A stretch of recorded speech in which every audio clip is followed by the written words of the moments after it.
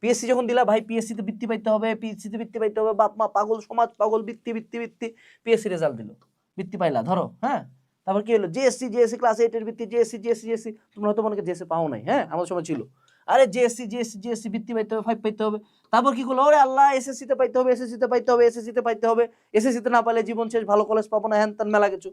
ওমা এসএসসি দিলাম, তারপর বলো ওরে আল্লাহ এইচএসসি তে পাইতে হবে, এইচএসসি তে পাইতে হবে, এইচএসসি তে পাইতে হবে, আল্লাহ রে আল্লাহ এইচএসসি তে না পাইলে জীবন শেষ। তারপর বলবো যে ওরে না এইচএসসি তে কি হয়, এ বাবা অ্যাডমিশনে চান্স পাইতে হবে, এই অ্যাডমিশনে চান্স পাইতে হবে, চান্স পাইতে হবে, চান্স পাইতে হবে, অনেক কষ্ট করে চান্স পাইলাম, এখন মনে ঠান্ডা, এখন না না না এখন ঠান্ডা না তো, এই চাকরি পাইতে হবে, চাকরি পাইতে হবে, বিসিএস পাইতে হবে, চাকরি পাইতে হবে, চাকরি পাইতে হবে, আরে দৌড় দৌড় দৌড় দৌড় দৌড়, আচ্ছা ঠিক আছে চাকরি পাইছি, এবার চাকরি পাওয়ার পর বলে এই একটা ভালো বিয়া করতে হবে, বাচ্চা কাচ্চা হইতে হবে, এবার তোমার ফ্যামিলি যে চলে আসবে, এই তোমার ফ্যামিলি লাগবে, ফ্যামিলি লাগবে, ফ্যামিলি হবে,